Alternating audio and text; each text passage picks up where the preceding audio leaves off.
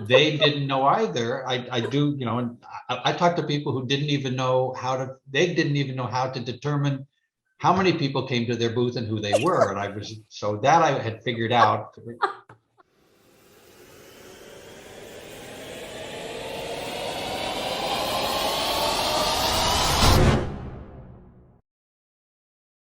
Hi, everyone. This is Cindy. Hi, everyone. This is Jana. Welcome back to Close Encounters. Today we're on episode 14. It's been a little bit of a while. We haven't seen you guys in some time. Everyone's kind of, is recovering from all the holiday breaks. But today we come back with a really, really important topic because in our business, was a very busy season as well for arts markets and booking conferences around the world. And I bring in today two wonderful colleagues and veterans of the business, Sepehr and David. Sepehr is joining us all the way from Tehran in Iran, and then David is joining us all the way from Southern California in the United States. Before we get right into our conversation, I'll just leave it up to the two of you to give yourself a little bit of introduction. I'm going to just start from the left to the right. So Sepehr, why don't you go ahead and just tell us a little bit about yourself? Hi, everybody. Thank you, Cindy. Thank you, Jana. David, nice to meet you. Meet you.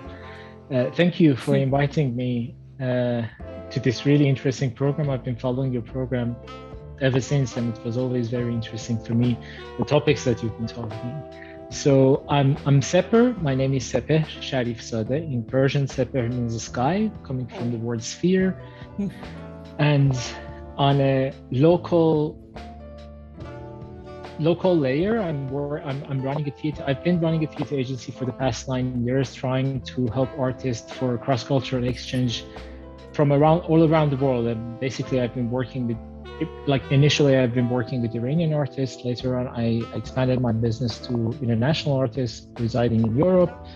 And on an international layer, I'm working as a freelance curator and creative producer to create events, festivals, curate talking sessions, different discourses within different organizations, and festivals such as Salzburg Global Seminar, the Festival Academy, European Festival Association, and Vrijstad Festival in South Africa. So, yeah, that's me. Thank you. David? Hi, whatever time of day it is, people watching. Hi, my name is David Belanzon, and I have been an agent and manager for a little over 50 years. It sounds weird when I say that. I started out in college booking concerts and producing events and dances and fundraisers. And then one day, one of the bands that I was hiring said, "Do you want to be our agent?" And I said, I had no idea what that meant, but I said, sure. And at the time, there was a local entertainer who was a hypnotist in San Diego, who I had known since I was a little boy. My cousin had been his musical director. He was probably the most well-known entertainer in San Diego. And so I called him up and said, "I'm now an agent. Can I represent you?" And he said, "Sure." And then I said to myself, well, if I have the best hypnotist in the world, I should get the best magician. So I picked up the phone and called Harry Blackstone Jr.'s manager and said, "Hi, I'm an agent. I want to book Harry Blackstone." They said, "Okay," because nobody else seemed to be. And then shortly thereafter, Harry fired his manager and asked me if I wanted to be his manager. And that's sort of where I learned a lot about our business, because Harry Blackstone Jr., in addition to growing up in the world of entertainment, touring with his father's show. His father was a contemporary of Houdini. He had a theater degree, so in theater management, and he had also been general manager for the national touring companies of hair. Wow. So when I went on the road with him, I learned a lot. I mean, I can tell you, I even on some shows when the theater crew wasn't as efficient or there, I used to, in a couple of theaters, I actually ran a carbon arc follow spot.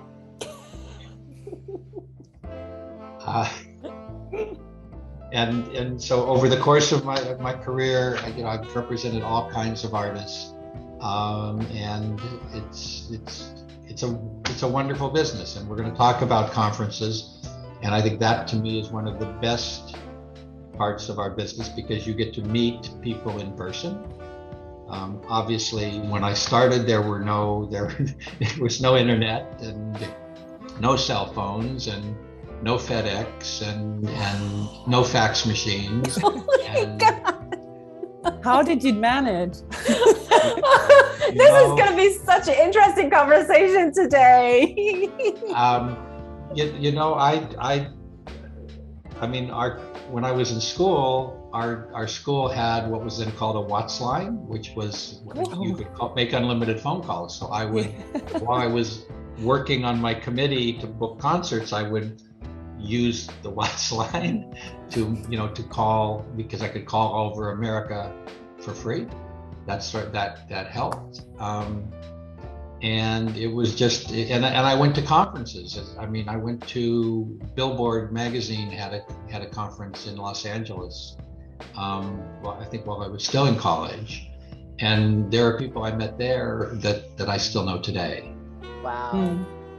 So it's been it's a wonderful business. I've got to travel the world, and see lots of things, and all related to what we do. And I think I've helped a lot of artists as well. I also, so I don't forget, I wanted to, let me see if I can figure out how to do this. Host disabled participant screen sharing. Okay. Can I share my screen or not? Here, I will make you the host, right? And then now you can share. Let me just see if this will work for me. Hold on, why won't this do what I want? Oh, there it goes. Okay. Oh, yes. So I just wanted to. Can you see that? Yes, I saw the news, David, yesterday. Yeah, I just thought it pertinent to our business and the conference and the discussion that the passing this week of Gary McAbey. Yes. Gary pretty much invented the Broadway touring business. Yeah, and he did. And I knew Gary for a large percentage of my career. Yeah. And in fact, many years ago, Gary sold an ice show that I was representing to Moscow. I think that was one of the first I know it was the first international ice show to play Russia. But he was always, cheery and helpful to anybody and everybody, and the outpouring of grief within our industry, yes, exemplifies, what can happen when, with somebody who's that loving to everybody in the business. For sure. I knew Gary when I was working at Cami, and he was just he has a huge presence, but that wasn't, intimidating. He was like this huge teddy bear who just was always willing to give you his time if you needed it. And and that's what I'll always remember him, and it's so sad to see the news yesterday. So we definitely, I think our world, the performing arts world, certainly lost someone great and who has contributed so much. But, which also leads into our conversation today, just about what we do and about the meeting of people and networking and how the last 2 years really has changed, right? And how do we keep that in-person, But I mean, that in-person contact, right? When we can't, or what does that mean where you have, Sepehr, you're in Iran. It's not like you can easily just go to any conferences around the world. And that's also a bigger thing of I think we are at the cusp, right? I think it's just to add this, and I want to add a question. First of all, thank you very much for these two great introductions, and two things for me jump out, which is first, it's a people's business. Yeah. So we work with people, and as you said, David, I mean, you met someone, I don't know, a long time ago, and you get stuck with them because it's this whole business. Everything we do is based on people and travel. So both travel has been taken away from us a little bit in terms of traveling in person. I mean, thank God we do have the internet today and smartphones and everything, so we can e-travel kind of. But in person is always different, like on the screen or in person. And this is, I mean, for me, it would be interesting if I just pick up those two things. How, from your point of view, how did that influence your work within the last 2 years, including all the, effort done by a lot of platforms at conferences to go online? So what is the actual situation right now for both of you? So what did change, and what maybe changed for the good, and what maybe changed not for the bad because it's too negative, but what made it more difficult? It's a lot of questions in one question. Sorry. Sepehr, you want to go first? You can pick one. Oh, well, the famous, very ancient novel, 1001 Nights. So if we want to begin this, it would be a 1001 Nights story to tell.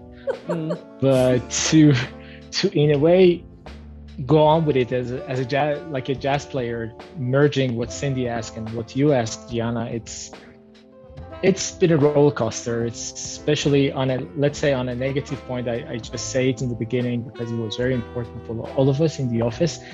Iran is good that David is actually here. So Iran, for the past 43 years after the revolution, has been under the sanctions and embargoes of the United States. And because of that, our banking, we don't have any international banking. So that makes our job in the agency much more difficult than any other. In several countries, they are under embargoes, but also Iran. So it makes it very hard because, first of all, when I'm bringing artists to any festival, I have to deal with the festival to get cash. And this is totally impossible. So now so after the COVID, our revenue almost got to zero because there was no touring, there was no funding here, there was almost nothing. But then we began streaming our shows through different festivals that were supposed to bring our shows in person. And then that brought up another hassle, because how are they gonna pay us when we cannot travel and they cannot send it in a wire it, transfer it online. So okay, that put aside. That's the negative point, because that's the narrative that I think I usually say it in any panel that I talk about, because this is a narrative that people need to know in the world, that these things exist in the world.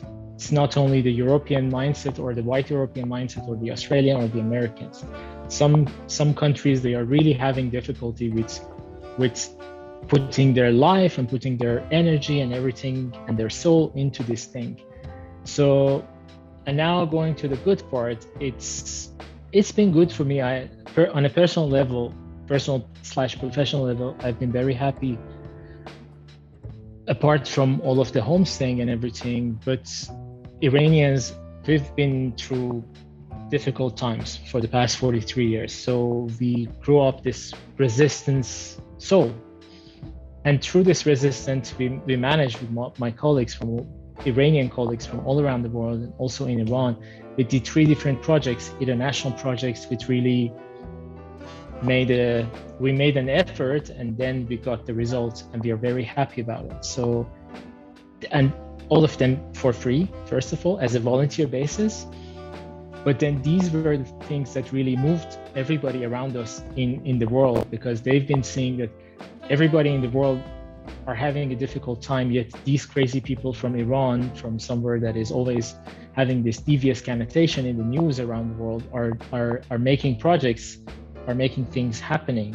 Like in the first month of COVID, in March 2020, we created with a friend of mine from Iran, with their company, and another from the United States, Iranian, based in New York.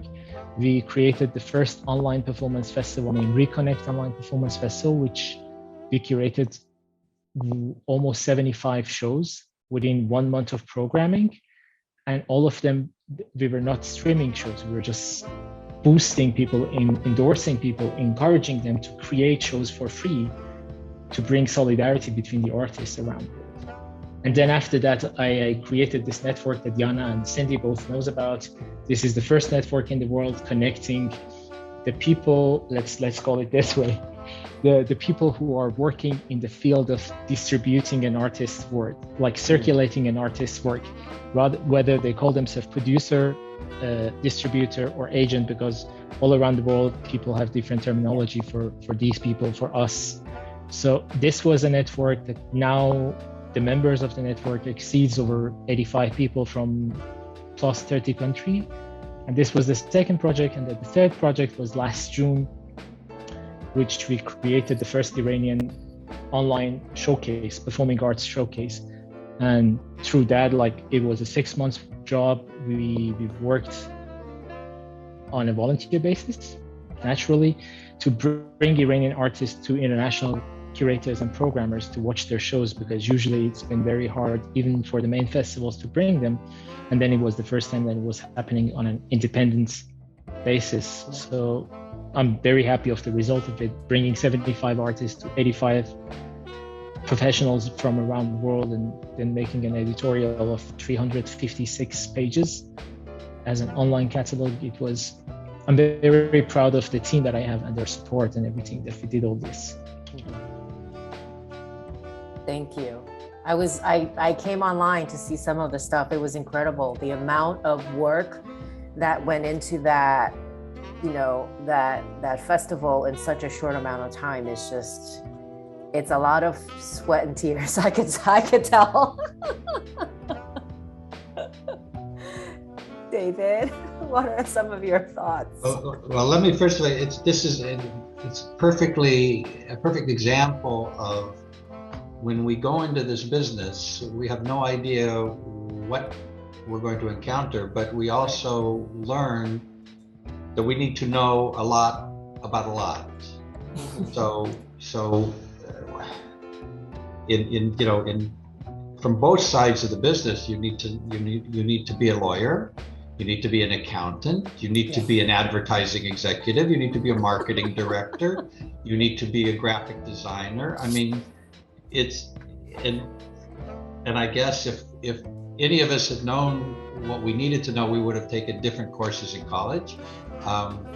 But over time, you just learn. Yeah. And I don't know. I've always said I don't know how many businesses that you have to be as diversified in what you need to know in order to do your job. But in pertinent to our topic, I also don't know how many businesses that have as many trade shows and conferences as the entertainment industry. Right. I've said, it's probably an exaggeration, but in reality, you could probably be at a conference every week. Yeah. Just because, in addition to what we're talking about here, the performing arts conferences. Yeah. I mean, the amusement park business has a conference. Yeah. The fair business has not only a national conference, but every state has a fair conference. The event industry has a conference, and all of these are related to what we do representing talent. Yeah. If depending on what types of talent, and I've participated in and exhibited at most of those over my career. Yeah. Even I'm just thinking like NACA, which is for colleges. Every state has a NACA conference, and then there's a national NACA conference. So So but the other side of that is, we talked earlier, you meet people at some of these conferences, and then you see them again year after year after year, and sometimes month after month after month, that you become friends with.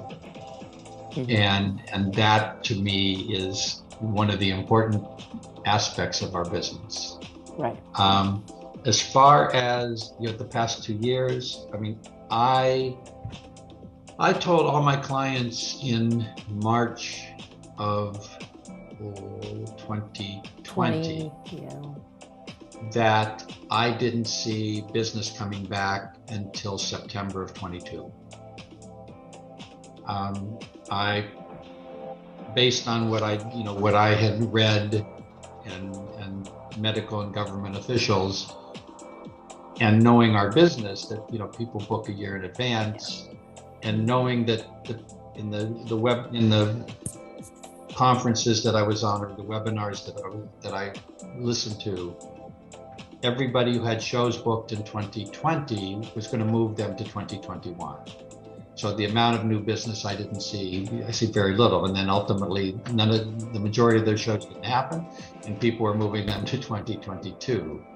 So things that we had that we moved, but as far as new business, I didn't really anticipate new business. And that's pretty much, for me, proven to be the case. But after as many years I've been doing this, I'm not in, it was fine. It was okay with me, though I would still sit at my desk every day and make phone calls and send emails and attend webinars, and because that's what else was there to do. But now, and I have a very different picture, an opinion of the conference business, because I firmly believe it's an in-person business. It's literally putting names and faces together. Right. And I think we missed that, and have missed that over the past 2 years. Right. Sorry. Go ahead. No, and just to add to this, I totally agree with you. And it also, the one thing that is not happening online is the talk at the elevator or at the coffee machine. Everything that happens beyond or besides of the actual conference. I mean, I can attend an online conference or talk like we have right now, but maybe I walk out and I grab a coffee and I meet someone at the coffee. This is all of that sides. It's like when you have a stage and you see the performance, but everything that happens around, there is a lot of stuff happening. And like from my experience, my personal, yes, I took a lot from the speeches and I took a lot from the panels, but I actually took a lot from just randomly meeting or bumping into people, having absolutely conversations I would have never expected to have. And that whole package, part of that package is not translatable into this kind of online version. Maybe there is, we talked about it earlier, maybe if we all would have glasses and we walk into a metaverse conference room and at one time, who knows, it could be but still then I'm at home bumping into my, wall because I'm trying to, do something. But it's, I think that part is so essential. I mean, for me, that was one of the reasons why I went to ISPA, for example. Just, to everything around it. And that's why I agree. For me also, by the end of the day, it's an in-person thing. Like, it has to be live. Yeah, absolutely. I think I'm trying to remember, Cindy and I met, we went out to dinner. So I forget who coordinated the dinner, but didn't we go for Chinese food? Yes, that was with Tim. Tim Wilson arranged that. Yeah, and that was as part of WA. And so I think that's I think just thinking back of, certainly we, all three of us have not been in this business for 50 years. And so I think there's so much to learn from you, David, because I don't know what that was 50 years ago. Like, we came into this business already where there was already internet and connection, but then that was still very much like, it was, every year, everyone prepped for the conference, right? Everyone, their entire season and the entire year circled and cycled around how we prep for the conference, what we prepare for the materials, we sign artists based on these conference seasons of when we were going to launch these artists.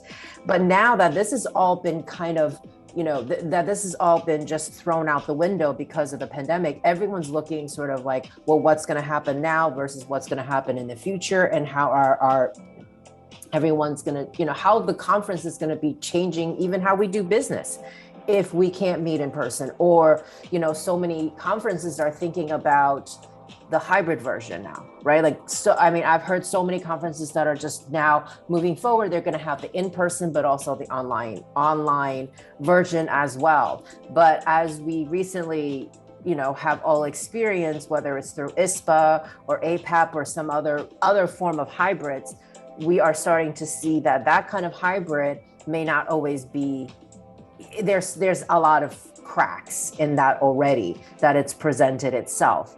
And so I guess I wanted just to open it up to you guys to see sort of like, what are your takeaways so far? Like, what have you attended actually this last 2 years? Was it all just online? What did you have a combination of hybrid? What was your experiences? I mean, I certainly didn't do a lot, even the online stuff. Again, it just all comes down to also cost, right? Even though it's substantially much more inexpensive to attend the online version, but it's like after a while, there's no way I could be staring at my screen for like 2 weeks at a time with these back-to-back conferences. Like that's just not, I just can't do it. Like mentally, I just like my eyesight has gone so poor these last 2 years because of that. Well, I've attended pretty much every conference that's over the past 2 years that was available. Wow. But I found them for the most part, unproductive. Right. I actually, the most productive things between ISPA and APAP were the networking sessions, Mm-hmm. or the speed dating sessions, where you could literally have 5 uninterrupted minutes with a presenter. Yeah. And in those 5 minutes, I thought that was actually maybe even better than in person. Right. Because it was just no interruptions and no noise. It was just, you could talk for 5 minutes. And I'm not sure why. I mean, I've been asking friends of mine, particularly from APAP, again, the use of the streaming formats for me are still complicated. And people, and I'm guessing that may be the case for a lot of people. I know that at APAP, I had a booth, but I still don't know how to talk to somebody when they're in my booth. And I've asked other people, and they didn't know either. I do, and I talked to people who didn't even know how to determine how many people came to their booth and who they were. And I had figured out. The reality is, in some cases, the Facebook forums have been really, have been helpful in communicating information to people. But I can tell you, for example, we're still waiting for APAP, I believe, to provide us a list of attendees that includes all of their information. The last list that went out several weeks ago had Mm-hmm. nobody's phone numbers. Oh. And I actually asked my assistant this week. I said, when you call APAP to find out, because we had bought a booth and everything, and we're supposed to be getting some money back. But so I said, when you call them, also ask them when we're going to get an actual updated, corrected list of people who were there. Right. So in my perspective, and I think, Cindy, you make the point, I don't know how many presenters were going to sit for all those hours. Yeah. And communicate. So which is why I think the in-person is so important. But and we can save this for a little later in the call. But I have issues with the conferences in general, because over time they seem to have taken away opportunities to do what Jana said, be able to interact with people not on the trade show floor, but so the social events that used to be are being cut back. Yeah. So, whereas some of the conferences still have, AIBA, I wasn't able to go to AIBA this year, but they have where they would just have lunches or breakfasts where people could sit down at a table and meet and interact over a meal. And those don't seem to be as prevalent in the performing arts conferences.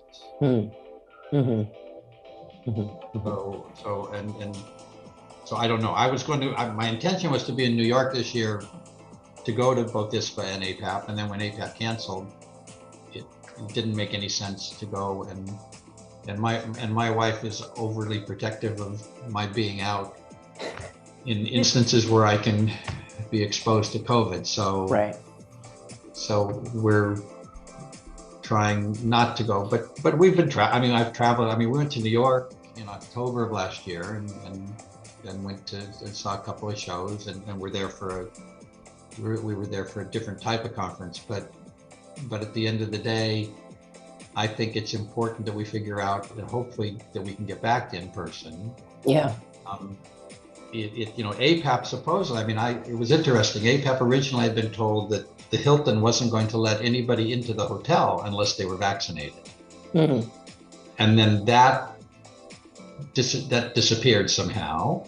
And also there was a second conference in the hotel at the same time. So the possibility of being exposed to people who were unvaccinated and the like became more of an issue.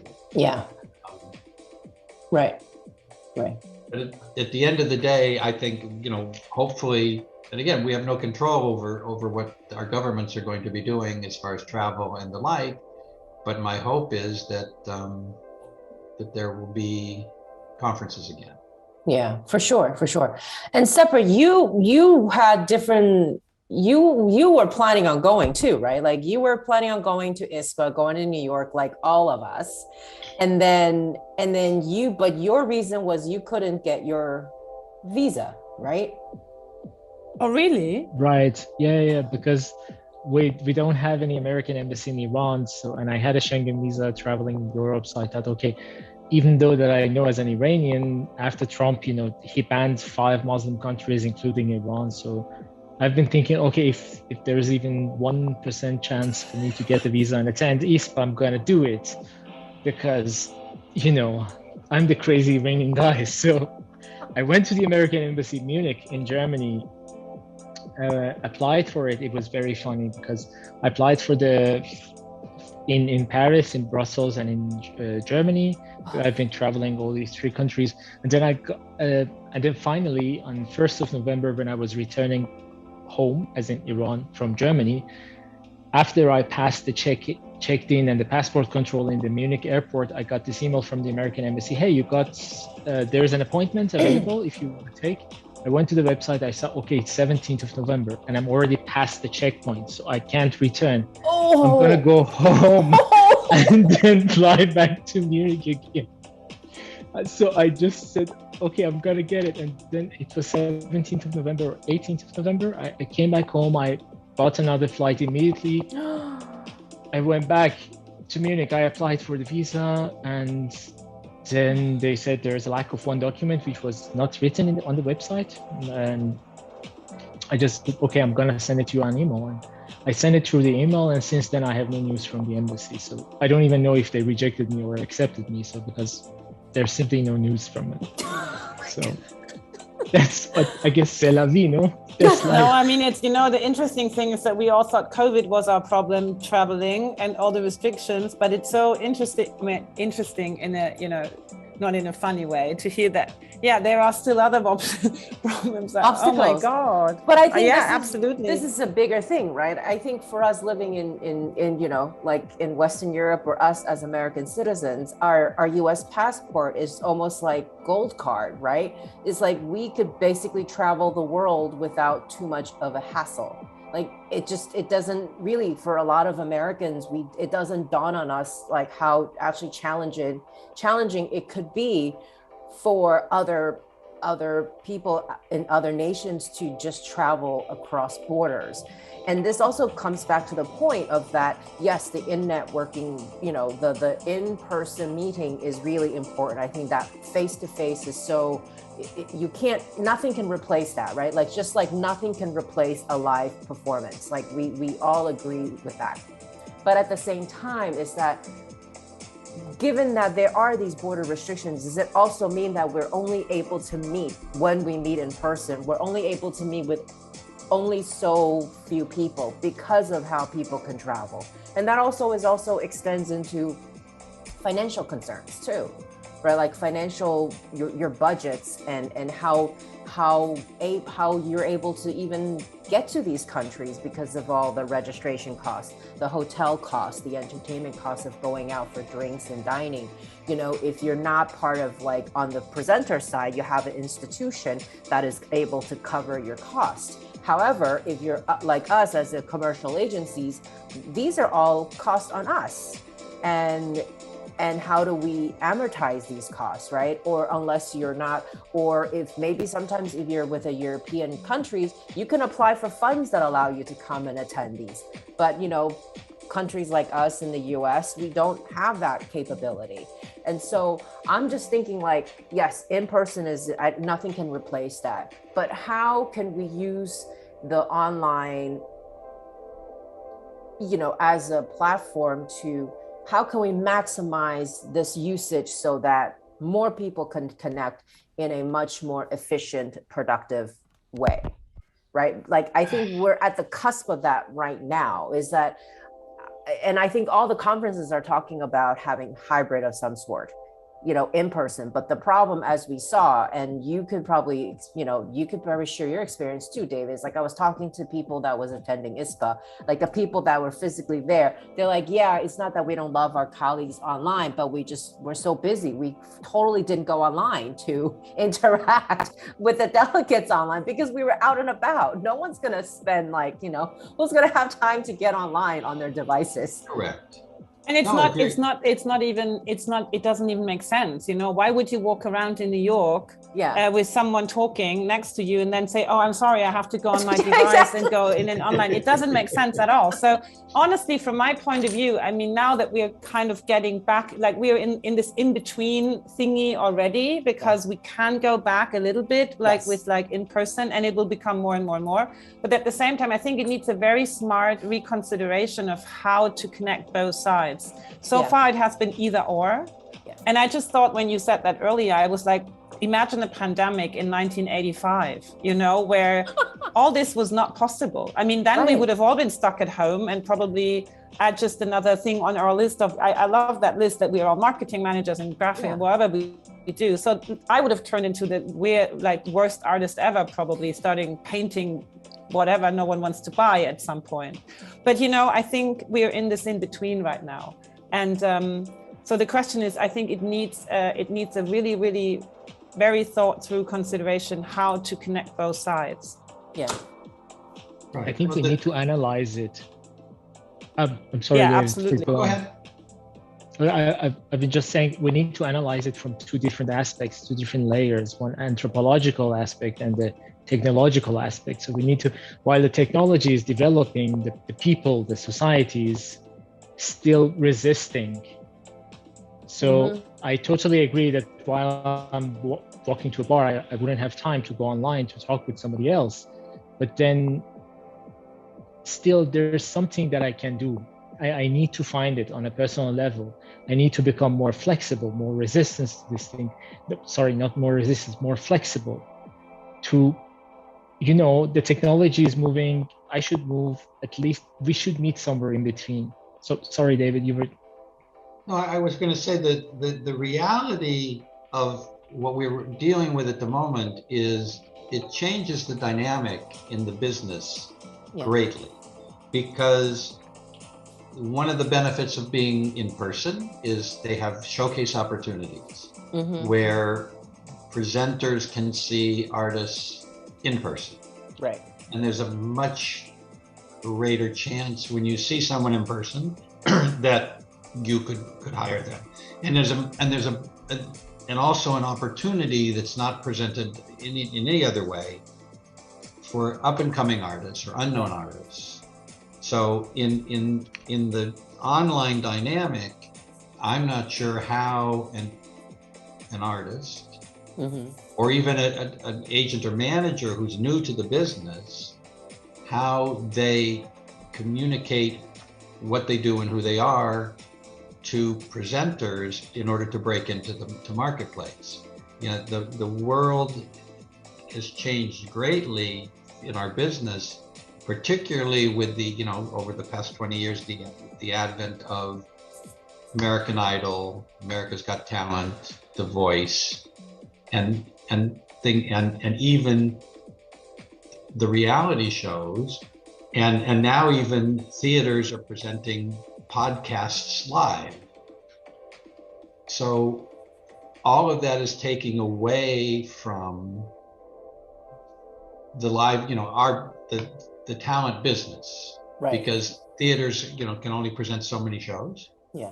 You know, and just as a side note on that, I always find it interesting, and you know, this is just again one issue. I could talk on this subject for days. The conferences, in my opinion, don't serve anybody as well as they could. But for example, I always have said, just in conversations, you know, the badges that the conferences give us are, first of all, particularly at my age, hard to read. Number one, you see, usually you get a first name very large, a last name smaller, and where they're from even smaller.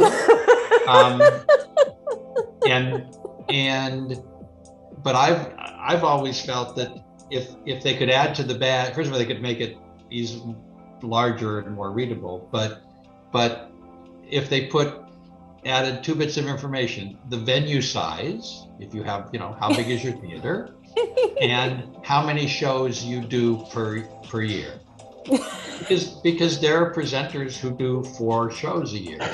You know, there's, you know, and that. But if somebody walks by and it says they do 10 shows a year and their venue seats 200 people, in a one-on-one selling operation, you can say, okay, I have 0 shows that'll play to 200 people, or I have I have 1 person. I mean, like that was for me in the one-on-one that I did at ISPA and APAP. I got, in one case, I got the number 2 person in the dance department at Kennedy Center. Well, I represent, for the most part, no dance. I think, you know, my Chinese acrobats could be considered possibly in that field. But I represent Michael Motion, who's a performance artist juggler, who is the only, you know, variety act to ever do a great performances PBS special under the banner of Dance in America. So that was what I pitched for those, you know, in that conversation. But the reality is, I mean, I talked to a venue theater the other day who said that they're doing a bunch of podcasts live. Wow. So, and there you're competing against, the benefit obviously is a podcast that's running weekly. Every week they're pitching, we're going to be on tour, go to our website and come see us live. That just makes our job harder. Yeah. And I guess that is the reality, right? Like of these of the US sort of the landscape of what the presenters are presenting across America. And I think that's another separate issues of what we're all facing. But I think it's, like you said, the showcasing too. And I agree, I think showcasing is such a great opportunity. And I always like to play the devil's advocate. But again, like for artists to want to be able to showcase, which, you know, when I apply for pitch sessions and whatnot, but I also have to, like, I've also had artists who just says they can't apply because they don't have the money to go and do the showcasing.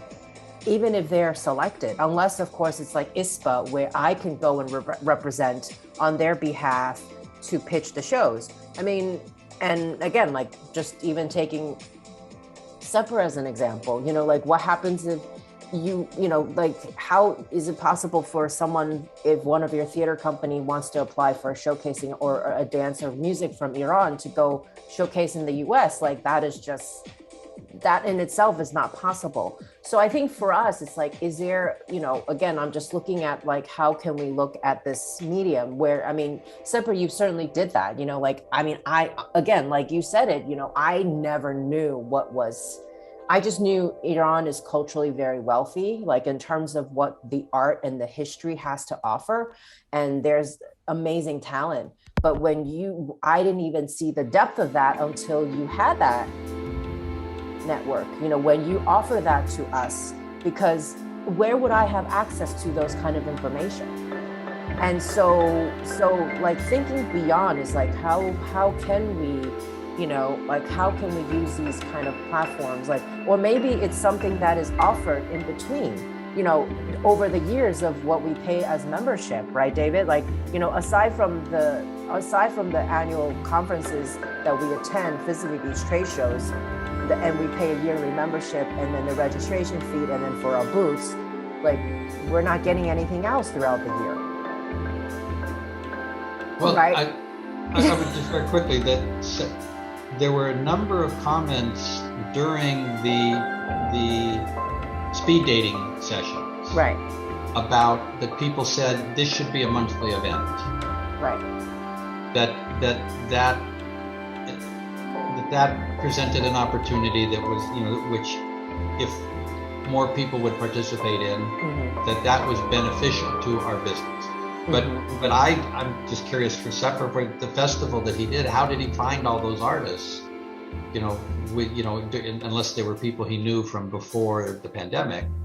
That's, you know, that's the part of the challenge we're dealing with. Oh well, some of them I knew. Sorry, Jana, go on. No, I just wanted to say, so actually it's just like taking best of both worlds, right, and, you know, combine it. That's all I wanted to say. It's like, I agree, there's like speed dating things once a month, or even like, you know, kind of small group is fantastic. And then you meet up twice a year for the in-person conference. So just like a very, very, I don't know, rough structure could already be a good starting point, I would say. Sorry. Right. But that's for sure. That's definitely, because this is when we're talking. Let's say we're talking about many different discourses throughout these years, specifically during the past 2 years about sustainability, inclusivity, feminism, and all of the other discourses that we've been talking. And then also like not being exclusive in our festivals, but then like having these kind of conferences and art fairs and markets all around the world with all of these non-balanced, let's say, political and cultural and social situations. So this has been always in our mind within the agency. That's why, like what David was asking about, how did we reach all of those artists? Like, let's say, when we go to Shanghai for the Shanghai Arts Market, they are curating the 15 people, and they literally name it, China goes to the world, and then the world comes to China. Yeah. But then we didn't want that. We wanted everybody to have their voice, because it was, you know, when the state-funded festivals are doing the showcasing in Iran, or probably any other, one of the biggest hassle is the visa. For example, David, I cannot invite you to come to the Iranian showcase in person because you're an American, you've got the American passport. That would be super difficult on many layers to invite you. But then we said, okay, but we're not going to do it as a state-funded festivals. We're just going to be inclusive. We're going to publish an open call for all of the artists to apply for it. We don't care about the quality, we care about the artists' voices. But then we curated the film section. So that's how the film section was only 15 films, based on the quality, based on the artist, based on the travelability, if there's such word exists. And then the other part, which included the pitch session and the presentations, we just gave the stage to everybody. to bring the diversity. That's how we got 75 artists pitching almost like 85 shows from all the disciplines. Everybody was like fascinated by, oh my God, I never knew Iran has this and that, like contemporary circus, contemporary dance, contemporary music, drama, documentary music. And what we did, like David had answered to your question, was that with my colleagues, when we were talking, I said, I don't want it to be geographically Iran. I want it to be the diasporic Iran. So I reached out to the friends that I made, Iranian friends who are residing outside of Iran for different matters, and said, hey, do you have a show? You want to participate and pitch your show? That's how I got Iranians from Australia, from New Zealand, from Germany, Canada, America, pitching their shows. And this was hard. As you mentioned, probably, I don't know, in-person quality would have been totally different. But then it wouldn't be as inclusive, and then everything. Like, one of the hassle is that in the state-funded festivals and the main festival, when they do a showcase, they never share the emails of the guest unless you approach the guest and get the email yourself. While what we did was, in that 365 editorial that it gave to everybody, we posted with the permission of the guest all their names, all the disciplines that they program as a presenter in their festival or venue, so people would know whom to approach with their emails. And we gave it away. So this was something that I gathered during my 9 years of work, and I gave it for free to everybody, to 75 artists. And this was a free PDF. So if anybody wants it, I just give it to them with pleasure, because I do believe that, you know, we always keep talking about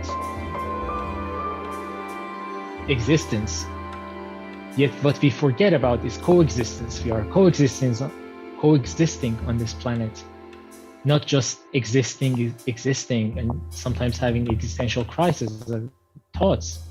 So in order for this coexistence to keep going, for this cog in this big machine, for the machine to keep going, we need to act like it, not just talk about coexistence. Right.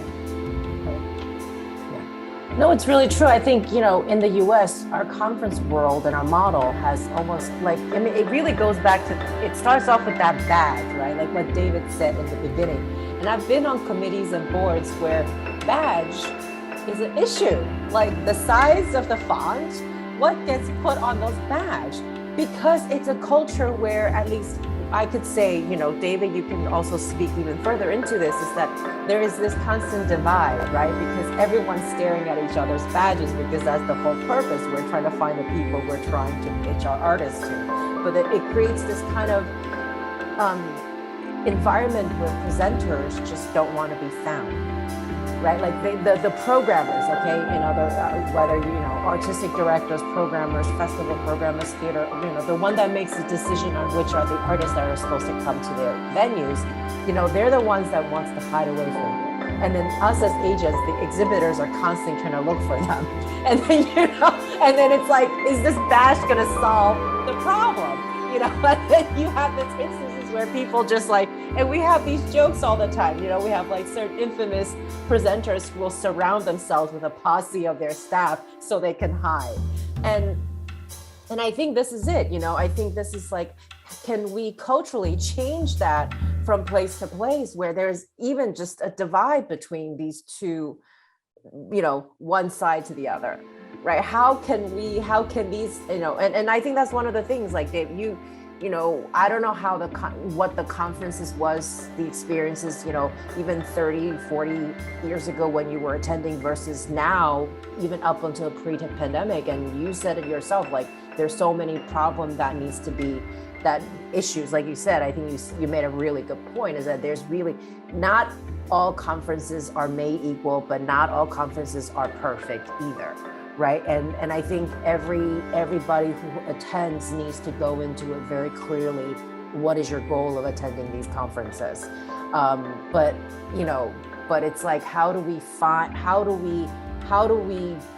you know, close that gap between the two sides, the buyers and the sellers, right? If you want to put it in the latest terms. You know, like what can we do, like moving beyond, and how do we sort of reshape, right? Like, what can we do within this whole conference mode, whether it's in person or online, to close that gap? Because, you know, regardless of where you go, whether it's in the US or Europe or other parts of the world, an arts market, these will always be two separate. I always feel like there's always a gap that somehow needs to be closed. And I'm not sure, I don't know if I have the answers, but maybe there is a way. Maybe there is a way. How can we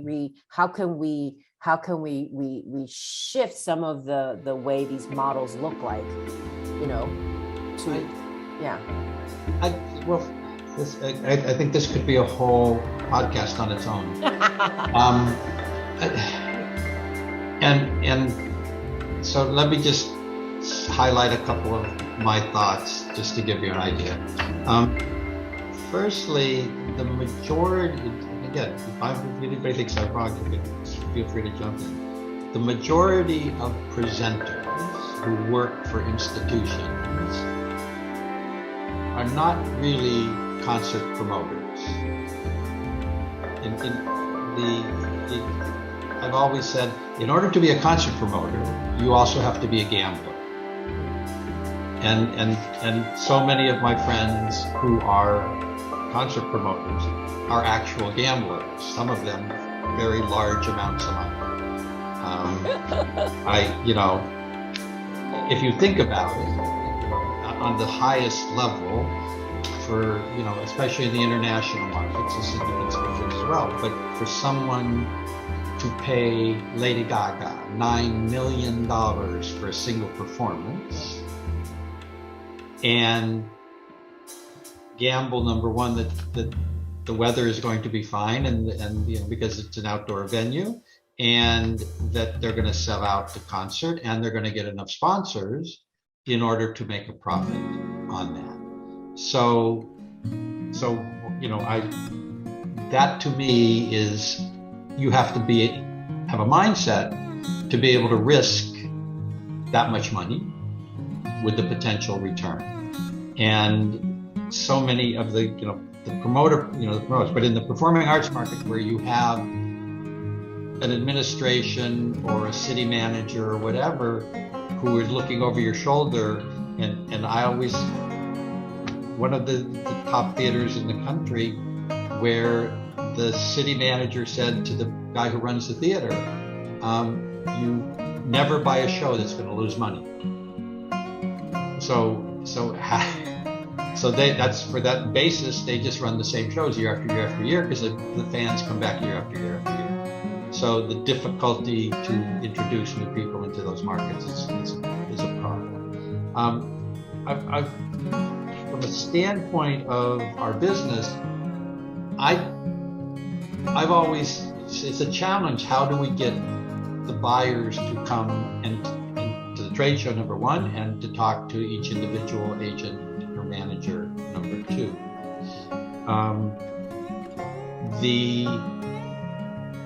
The trade show, I mean, we've all been in trade shows where the trade show is running, but the aisles are empty. So where are the buyers? And we've tried in the past. I've been at a conference where every booth had a different color marker, and the presenters walked around with a card, and the person who got the most marks on their card won a prize. My wife, who's in a different business, but her company she used to work for, they would have a fishbowl with a drawing, and somebody would win a high-priced collectible piece of sports memorabilia. To me, it's systemic of the trade show, the organizations not making it clear to the buyers that if it weren't for the agents and their money, there would be no conference. And as such, you really need to support them. But the other side of that is the marketplace has changed. So now, as we know, so many of the big agencies especially schedule meetings And so all of, I remember I was at a conference and I had two major agencies on either side of me, and the people would walk out of the booth to my left and look at their phone to see where their next appointment was, and walk and keep walking and never pick up their head and see what was going on.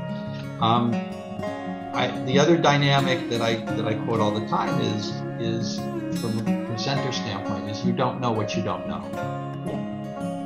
That the booth that they walk by because they didn't take the time to at least look for a minute, may be an artist there that could sell out their theater.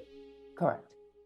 And I don't know how to change that without the conferences really changing how they operate, and really making sure that the presenters know that there are wonderful things that they may be missing if they're not paying attention. But I think it goes also to the fact that the presenters are just not paying attention. And I don't know the dynamic there.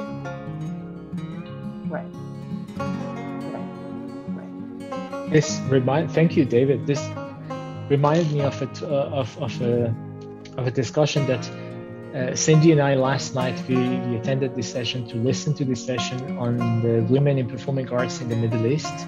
And at some point, the artists who were talking, they were from Iran, Egypt, Lebanon, and Palestine. They've been talking about the fact that first, before this, I forgot to say this. I really love the terminology of you saying the programmers need to be gamblers. I totally loved it. I'm gonna use it quoting you. So last night, what they've been discussing was about the programmers also rendering the works of arts that they are doing through the talking points, through the discourses that they're doing, in a way saying, okay, if you're from Iran, or if you're from Saudi, or if you're from Palestine or Lebanon, just make something political that goes well with our programmational approach for our funders, for our I can't remember the word in English. So yeah, this is like a, oh my God, this is like a big hassle. If on a non-commercial layer, I mean, you talked about the commercial layer, but this also applies on a non-commercial layer. Many of these programmers are well, this censorship that we keep talking about, this is happening on another layer with another name, with rendering, it's like. Yeah, for sure. Yeah, there's definitely so much to unpack, right? Like, as we think about how we engage with, with these conferences and trade shows moving forward, based on our experiences, and it all comes down, again, a lot to just budgets, travel restrictions, geopolitical situations, and I want to just open that space for everyone to be able to think, like, how can we use, even if we go back in person, right, how can we collectively reflect back to these trade shows and conferences what should be changed, how can we make it better, or how can we think beyond the physical, and how can we use the online presence to add value to our work, to make sure that our talents are being heard. And I think that's where, that's how why we're having this discussion today. Right. I think for example, Zoom is a perfect example of technology, allowing us to have one-on-one meetings. Yes. Where you can see the person that you're talking to. And I think that, again, name and face comes from that. I think the bigger issue, and again, note that in America, in the performing arts market, we've lost 2 of the major trade show conferences. Yes. Both, PAE, which stopped a few years ago, and now, as of this year, Arts Midwest. So there's really now, we have APAP and we have WA. Yes. And then there's a lot of, there's some more regional, small conferences. But on a large level, there's a great void now. I know that there's been conversations through NAPAMA of trying to create a conference. And keep in mind that APAP, everybody always asks, why is APAP in New York? When for so many people, if they moved it to St. Louis, for example, it could be much less expensive for everybody. Less expensive to get there, less hotel rates less expensive, convention space less expensive, everything less expensive, and that might get more people to come. Right.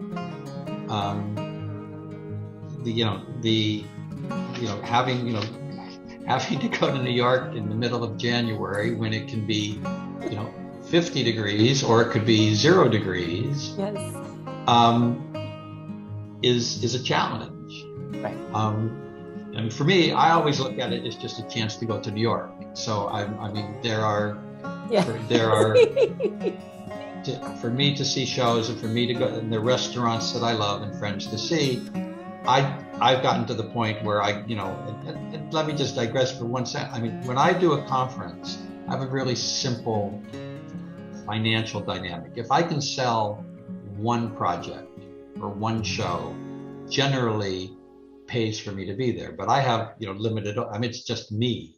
Right. So I don't have the overhead of a company with employees and the like. Yeah. But so I'll go to the conferences just because there are other things that I can do while I'm there.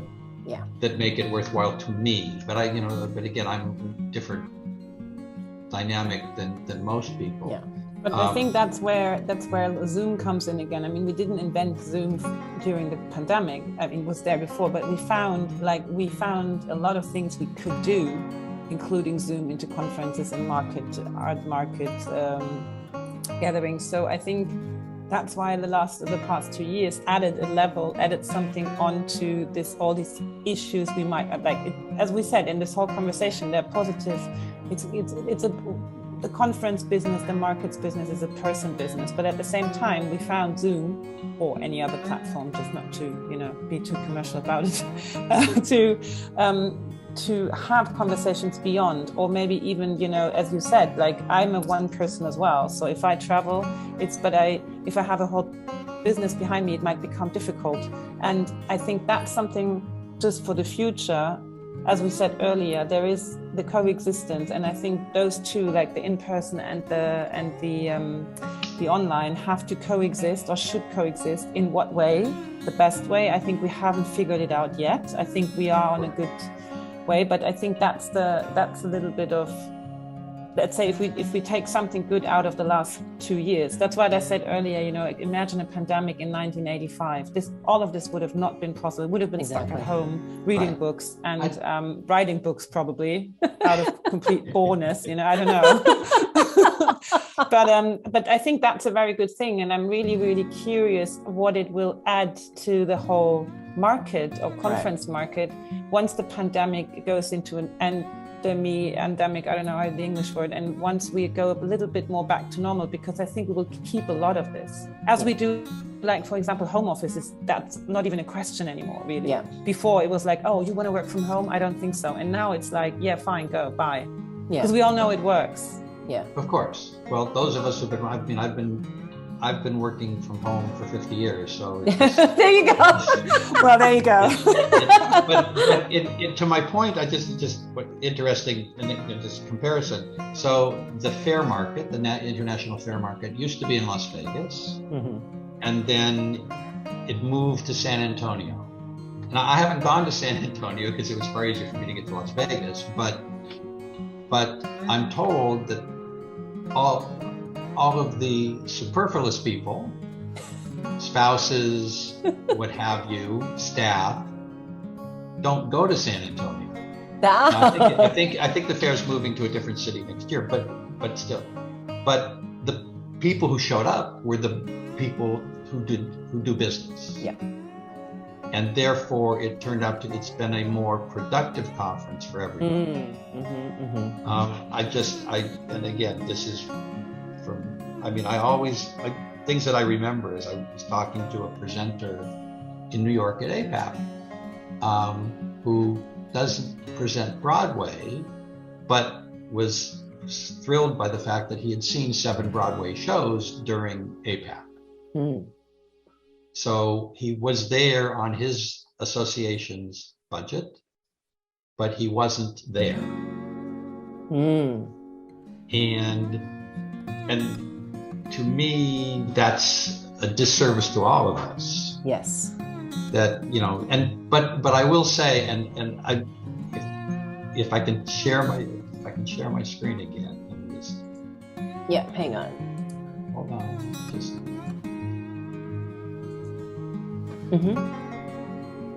Is it Yep. Is it up? So this is an analysis I did from the 2020 APAP conference. Oh, sorry, David, can you try again? Oh, okay, hold on. Is it there? No, try again. Hold on.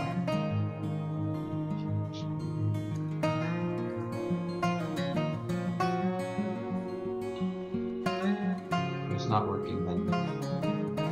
Yeah, I don't know why. You're the host at the moment. Oh, there. No. Okay. Just have to find it here. Ah, there we go. So this is an analysis I did from the 2020 APAP conference. Okay. And I can send this to you if you want to be able to put it up some other way. But it basically shows you the trade show hours. Yeah. But the other activities that APAP had scheduled during those same hours. Mm.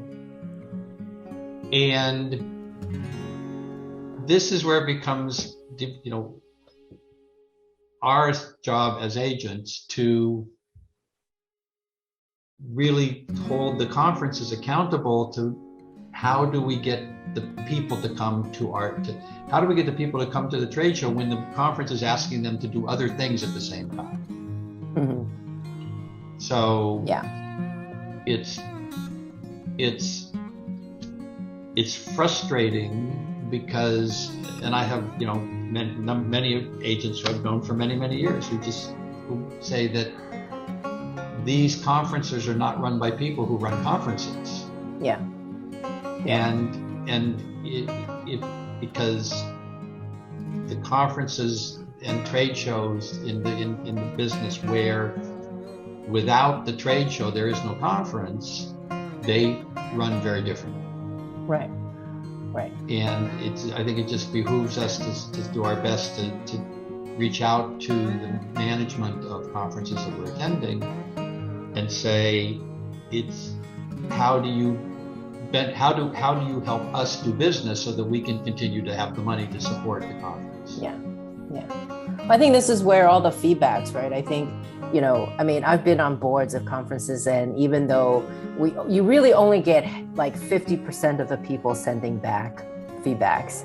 And I think this is where we as delegates really also need to do our due diligence and continue to give feedbacks back to the conference and to make sure our voices are heard. Right. Whether it's now, moving forward in the future, as we figure our way out of whatever format it's going to take shape into, in the future. Thank you both for such a titillating conversation today. This is such an important topic where it's about us getting together as an industry. And this is what makes our business move forward, right? It's our networking. It's about trading ideas, about exchanging ideas, and exchanging and continuing to keep our curiosity out there so that the artists, the projects that we represent or we work with continue to be heard.